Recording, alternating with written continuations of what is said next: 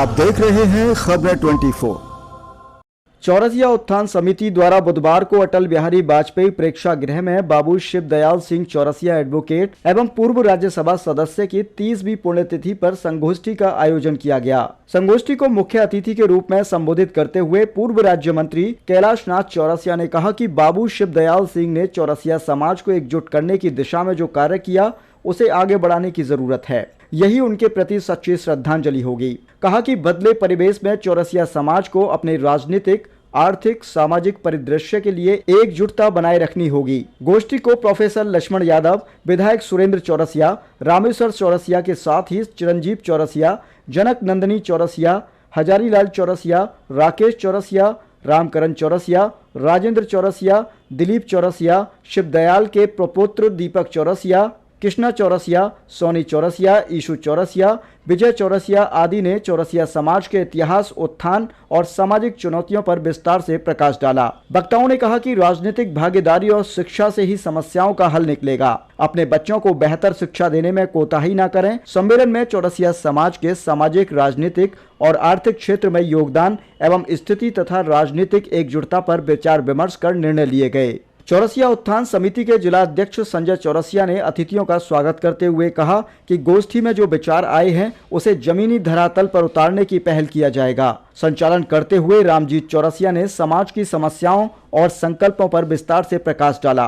कार्यक्रम में अतिथियों को स्मृति चिन्ह और अंगवस्त्र भेंट कर सम्मानित किया गया। चौरसिया उत्थान समिति के जिला अध्यक्ष संजय चौरसिया ने बताया कि कार्यक्रम में मुख्य संरक्षक धर्मेंद्र चौरसिया, रामकरण चौरसिया, कोर कमेटी सदस्य रामजीत चौरसिया, रामतीर्थ चौरसिया, रामशंकर चौरसिया, अजय चौरसिया, सुखराम चौरसिया, राजेंद्र चौरसिया, बिंदेश्वरी चौरसिया, राजू चौरसिया, राजेंद्र चौरसिया, नमन चौरसिया के साथ ही ज्ञानी चौरसिया, महेश चौरसिया, प्रमोद चौरसिया, वंशराज सौरभ, आशीष, आलोक, श्याम, राजू, हीरालाल चौरसिया, राजेश, शिव प्रसाद, राजेंद्र प्रधान, अरविंद प्रधान, सुनील प्रधान, जितेंद्र, प्रवीण, शकुंतला चौरसिया, अच्छेलाल चौरसिया, पंकज चौरसिया, मिथिलेश चौरसिया, मंजू चौरसिया, रानी, रश्मि, शिखा, संध्या चौरसिया के साथ ही बस्ती, सिद्धार्थनगर, संत कबीर नगर, महाराजगंज, देवरिया, फैजाबाद, बाराबंकी एवं बिहार राज्य के अनेक क्षेत्रों से चौरसिया उत्थान समिति के पदाधिकारी और कार्यकर्ता, साथ ही चौरसिया समाज के लोगों ने हिस्सा लिया। बस्ती से खबरें 24 के लिए मोहम्मद टीपू की रिपोर्ट। आज 18 सितंबर है और आज की तारीख पूरे देश के पिछड़े वर्ग के लोगों को एकजुट करने के लिए, उनको हक, अधिकार, सम्मान दिलाने के लिए और लगातार इस देश में संविधान और मंडल कमीशन की बुनियाद वो कैसे मजबूत हो, इसका काम करने वाले एक बड़े नायक, हम सबके वैचारिक पुरोधा बाबू शिवदयाल सिंह चौरसिया जी का आज स्मृति दिवस है, उनको याद करने का दिन है। तो आज उसी के उपलक्ष्य में बस्ती में चौरसिया समाज ने एक बहुत बड़ा सम्मेलन आयोजित किया है और इसका मकसद केवल यही है कि आने वाली पीढ़ी और केवल चौरसिया समाज ही नहीं, पूरे देश के वंचित, शोषित लोग वो जान सकें कि शिवदयाल सिंह चौरसिया थे कौन, उनका संघर्ष क्या था, उनका सपना क्या था, वो कैसा भारत बनाना चाहते थे, उनकी लड़ाई किन लोगों के खिलाफ थी, क्या उस समाज को वो हक मिला। और आज 2024 में जब देश में अमृत काल मनाया जा रहा है, क्या भारत का संविधान, मंडल कमीशन, ओबीसी, उसको जितना हक, अधिकार पहुंचना था, गांव तक पहुंचना था, आखिरी व्यक्ति तक पहुंचना था, वो पहुंच पा रहा है कि नहीं, उसके सामने मुश्किलें क्या हैं, उन सारी बातों को लेकर के सामाजिक जागरूकता का ये एक अभियान है जिसमें बाबूजी को याद करके उनके मिशन और उनके विचार को आगे बढ़ाने का काम किया जाए। बीच में एक नारा आया था, लोकतंत्र में हमेशा ये बात आती है कि जिसकी जितनी भागीदारी, जिसकी जितनी हिस्सेदारी, उसकी उतनी भागीदारी। तो आप लोग चौरसिया समाज उसमें अपने आप को कहाँ देखा? देखिए, खूबसूरती तो ये है कि जो नारा है सबको हिस्सा दिलाने का, जिसकी जितनी संख्या भारी उसकी उतनी हिस्सेदारी, जिसकी जितनी भी संख्या है, हम पूरे देश के संविधान को मानने वाले लोग ये कह रहे हैं कि जाति जनगणना हो ताकि पता चले कि संख्या है कितनी, तब न पता चलेगा वो कितनी भारी है या हल्की है। तो जाति जनगणना होनी चाहिए, सबको पता चले कि उस समाज में कितने शिक्षा पहुंची, रोजगार पहुंचा, कितना जमीन का मालिकाना हक है, कितना बिजनेस व्यापार है और क्या नहीं है। जब ये हिस्सा पता चलेगा तो सबको सबका हिस्सा मिले।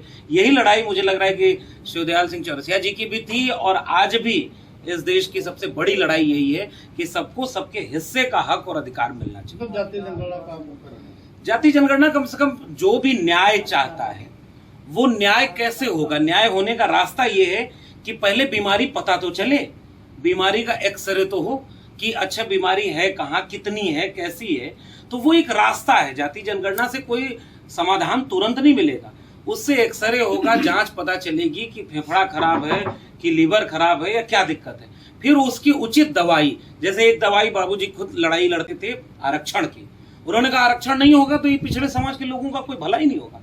तो आरक्षण उसकी एक दवाई है, उसके साथ संसाधन, नौकरी, शिक्षा एक बहुत बड़ा एक सामाजिक आंदोलन का रूप लेगा, तब जाके आखिरी व्यक्ति को उसका हक और अधिकार मिलेगा। ठीक। उपवर्गीकरण और क्रीमी लेयर की भी बात हो रही है, इसमें क्या कुछ कहेंगे इसको लेकर? मैं कह रहा हूं कि जो भी वर्गीकरण या कोई भी देश की कोई भी पॉलिसी जब बनाई जाती है तो विदाउट डेटा कोई पॉलिसी आप कैसे बना सकते हैं? जैसे अगर कोई कह दे कि मतलब कोई बहुत क्रीम खा लिया है तो हम पूछेंगे कहाँ, कितनी क्रीम खाई, किसने खाई? आंकड़ा है नहीं सरकार के पास। तो आंकड़े सबसे बुनियादी जरूरत होते हैं। कहीं आपको बंटवारा करना है, किसी को जोड़ना है, किसी को हिस्सा दिलाना है, इन सब के लिए आंकड़े चाहिए और इस देश के पास आंकड़े नहीं है। इस देश में ओबीसी और तमाम लोगों के लिए कितने हिस्सा किसने किसका खाया या कितना बंटवारा होना चाहिए, आंकड़े मिल जाए, फिर एक नीति बने और हर उस नीति का हम समर्थन करते हैं जो आखिरी पायदान पर खड़े व्यक्ति को उसका हक और हिस्सा दिलवाए। राहुल गांधी लगातार उठा रहे हैं मुद्दा, अखिलेश यादव भी, क्या मतलब आप लोग सरकार से कुछ इस तरह की डिमांड रखते हैं अपने इस तरह से? देखिए, दो मोर्चों पर हमेशा समाज लड़ता है। एक राजनीतिक लड़ाई होती है जिसको राजनीतिक तरीके से लड़ा जाता है और एक सामाजिक और सांस्कृतिक लड़ाई होती है। बाबू शिवदयाल सिंह चौरसिया जी को हम याद कर रहे हैं तो हम जानते हैं कि वो राजनेता बाद में थे, लेकिन उनकी बड़ी पहचान ये है कि उनके पास एक वैचारिक लड़ाई थी, एक बड़ा एजेंडा था जो समाज को बदलना चाहते थे, संस्कृति को बचाने और बदलने की बात करते थे। मेरा मानना है कि दोनों मोर्चों पर काम होना चाहिए। राजनीतिक मोर्चे पर राजनीतिक ढंग से लड़ाई हो, समाज को जागरूक करना है कि समाज को पता चले कि उनके बच्चों का भविष्य कहाँ सुरक्षित होगा। तो दोनों मोर्चों पर लड़ाई लड़ेगी। चौरसिया समाज, पिछड़ा समाज किधर जाएगा अगर चुनाव, जैसे अभी उपचुनाव जा रहे हैं यूपी में, तो एक मुद्दा तो ये जाति इसका है, ये जनगणना का। समाज इतना जागरूक है वो वहीं जाएगा जहां उसके बच्चों का भविष्य सुरक्षित होगा। बाकी राजनीतिक सवाल का इससे अच्छा जवाब क्या दिया जाए? ठीक, बहुत धन्यवाद।